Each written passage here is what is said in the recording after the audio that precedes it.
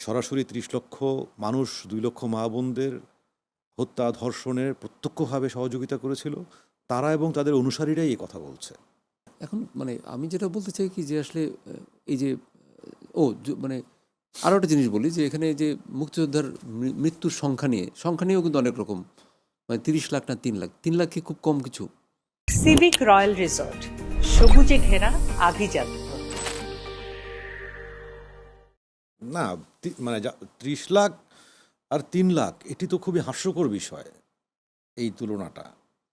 এবং মানে যারা এই বিষয়টা নিয়ে বিতর্ক করছে, এদের ইতিহাস কিন্তু কি বলে এবং কারা বলছে এটি? মুক্তিযুদ্ধ বিরোধিতা করেছিল যারা, তারা এবং তাদের প্রজন্মই তাদের অনুসারীরাই বলছে এই কথাগুলো। এর বাইরের মানুষ কিন্তু বলছে না। না অবশ্যই না। ওই যে যারা কালকে আমার ৭১ মুক্তিযুদ্ধ বিরোধিতা করেছিল, সরাসরি ৩০ লক্ষ মানুষ, ২ লক্ষ মা বোনদের হত্যা, ধর্ষণের প্রত্যক্ষভাবে সহযোগিতা করেছিল, তারা এবং তাদের অনুসারীরাই এই কথা বলছে। এর বাইরের কোনো মানুষ কিন্তু বলছে না। কোনো সাধারণ মানুষ এই কথা বলতেই এই পারে কথা না, বলতে পারে না। বলা সম্ভব না কারো পক্ষে। সম্ভব না। এখানে আরেকটা জিনিস বলি আমি, যেটা খুব ইম্পর্টেন্ট। তুমি ধরো ঢাকা তুমি কবে আসছো?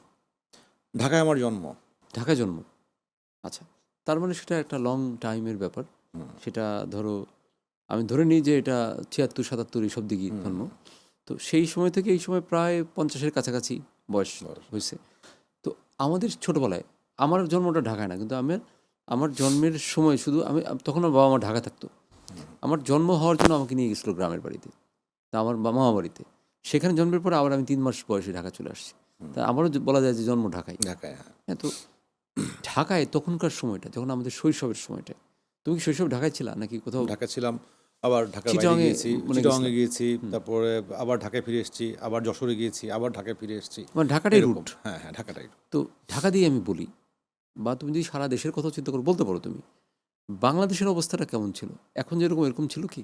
প্রশ্নই ওঠে না। তাহলে যেটা আমি শুনি, বিভিন্ন টক শোতে শুনি, কারণ আমাদের কাজ হচ্ছে আমরা শুনে যাই, আমাদের কিছু বলার নাই। আজকে বলার সুযোগ পাচ্ছি, বলতেছি, কিন্তু আমরা বলি না। তো বলা হচ্ছে যে বাংলাদেশে নাকি 71 থেকে এই পর্যন্ত কিছুই হয়নি, কোনো উন্নতি হয়নি, বা আমাদের দেশে কোনো ডেভেলপমেন্ট বলতে কিছুই হয়নি। তো এটার সাথে তুমি কি একমত? নৈতিক জায়গা, মূল্যবোধের জায়গা, শিল্প সংস্কৃতির জায়গায় কিচ্ছু হয়নি। আমরা পিছিয়েছি। নৈতিক মূল্যবোধের জায়গা থেকে, মানবিক মূল্যবোধের জায়গা থেকে এবং শিল্প সংস্কৃতির জায়গা থেকে আমরা খুব বেশি এগোতে পারি নাই, বরং পিছিয়েছি। আমার কাছে মনে হয় যে আমরা আমাদের সন্তানদেরকে আমাদের কৃষ্টি, সংস্কৃতি, দেশ এগুলো নিয়ে ঠিকমতো বোঝাতে পেরেছি কিনা বা বলতে পেরেছি কিনা, এটিও আমার ভাবনায় আসে। এবং একটা সময় যেমন আমি তো একটু সাংগঠনিক কর্মকাণ্ডের সাথে জড়িত ছিলাম বেশ কয়েক বছর। তো মনে করছিলাম যে আমরা অনেক কিছু করছি, কিন্তু সাম্প্রতিক সময়ে আমার কাছে মনে হয় যে আমরা আসলে কিছুই করতে পারিনি। আমাদের অগ্রজ যারা আছে তাদের তৈরি করা জায়গায় আমরা সংস্কৃতি চর্চা করছি, কিন্তু সেটি সংকুচিত হতে হতে হতে ৮০-র দশকে, ৯০-র দশকে আমাদের দেশে ১,০০০-এর উপরে সিনেমা হল ছিল। এখন ১০০-১৫০। আমরা কি এগুলাম না পিছালাম? আমরা আগে সারা বাংলাদেশে থিয়েটার করে বেড়াতাম। ১ মাস ২ মাস পরপরই কল শো থাকতো। এখন কি সেই পরিমাণ থিয়েটার মানে একটা ঢাকার দলটা বছরে কয়বার ঢাকার বাইরে যেয়ে শো করছে? বা প্রতিটা জেলা শহরের থেকে দলগুলো আসতো, শো করতো, বিভিন্ন থিয়েটার হতো। তো এটা মানে কি, মানুষজন এগুলো দেখতে চায় না, তাই কি? মানুষ দেখতে চায়, কিন্তু দেখানোর পথটা ক্রমান্বয়ে কঠিন করে ফেলা হয়েছে বলে আমার কাছে তো এখন মনে হয়। আমি যদি বলি যে অনেকগুলো সরকার তো আমাদের এই ২০-৩০ বছর ৪০ বছর ধরে চালাচ্ছে, কেউই কি এটার পেট্রোনাইজের মধ্যে কিছু করে নেই, করতে চায়নি? কারণ সব গভর্নমেন্ট, আমি যদি বলি ওপেনলি বলতে পারি, বিএনপি, আওয়ামী লীগ, বা 111, এরশাদ, জাতীয় পার্টি, তারপর মাঝখানে ওই যে একটা সরকার ছিল, ইউনূস সরকার, ইন্টারিম গভর্নমেন্ট, কেউই কি কিছু করে নেই? ইন্টারিম গভর্নমেন্ট অবশ্য মানে করে নাই, মানে তারা তো মানে ওই সময়টা ধ্বংস বেশি হয়েছে, মানে যেটুকু ছিল মানে 2 বছর, এই সময়টা তো আসলে খুব ভালো সময় কারোর জন্যই ছিল না।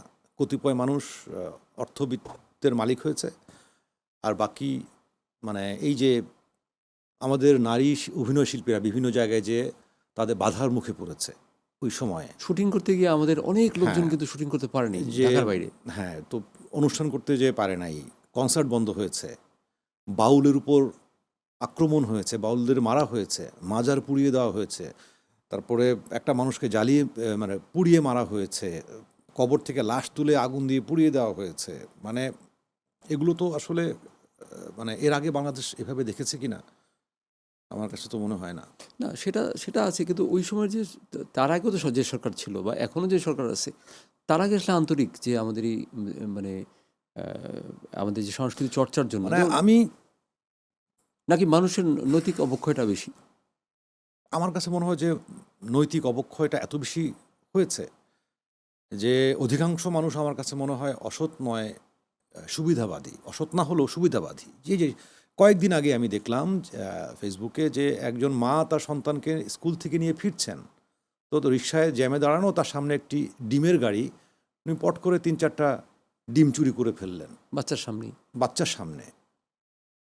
তো মানে তার কি অভাব? তা তো না। না, মানে এই যে সুবিধাবাদী, যে আমার চোখের সামনে পেলাম নিয়ে নিলাম, তো তাকে যত ভালো স্কুলেই পড়ানো হোক, বাচ্চাটাকে যত লক্ষ টাকা খরচ করেই পড়ানো হোক, ওটা সে মনে রাখবে।